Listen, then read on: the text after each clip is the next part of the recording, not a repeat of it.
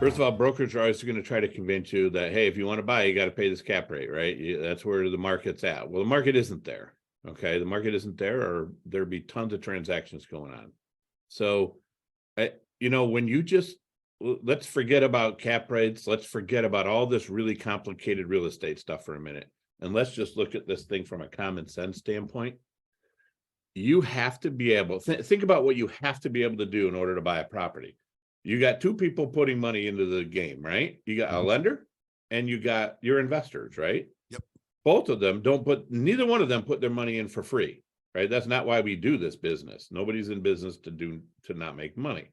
So the lender has a requirement. You have to be able to pay your mortgage based on what the lender charges interest rates, right? I mean, so you have to be able to make your mortgage payment. The second thing you have to do is you have to have some money left over to give to your investors. If you just think about that and underwrite it with that in mind and look at it and say, damn, I'm done. I made my mortgage payment. I got no money left. Well, then it's the wrong price, because nobody is going to do that for free.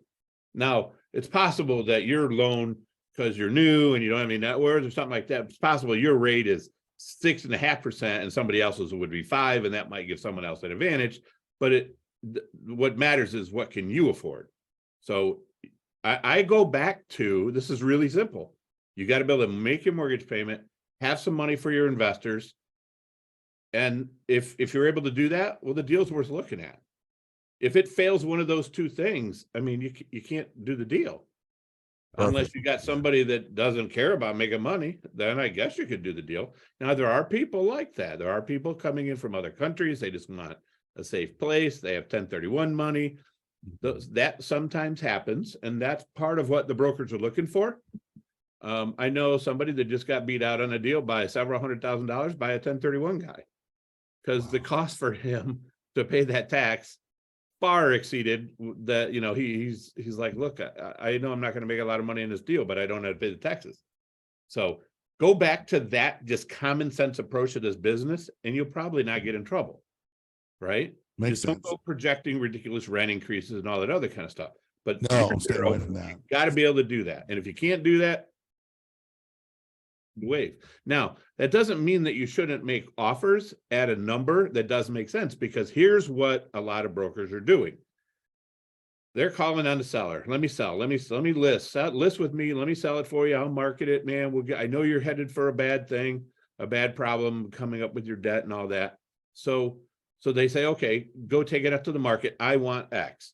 And the broker says, okay, man, I'm going to do my best. I'm going to send it out to everybody.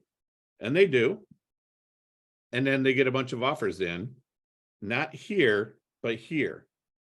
And so the broker says to Mr. Seller, I cleared the market, man. I cleared it. This is where the value is. Do you want to sell or not? And if you're in that group, that's good, right? So just because somebody's asking this doesn't, see, 2 years ago, everybody would be like, okay, I'll meet it. Because they thought, everybody thought every rents were going to grow forever and, blah, blah, blah. But you do want to make that offer if you like the property. If everything else stacks up, it just doesn't work at that price. Make sure the broker knows, man, I can close this thing. I love this deal. This is why I like it. I've fully underwritten it, but this is the number that I'm at. And he or she will probably say, submit it, because why not, right? Why not? And they'll say, well, I already have 3 offers at the asking price. I say, okay, cool. I'm still want to submit it, what you want to say, but you don't want to get adversarial with the broker, because it doesn't do you any good.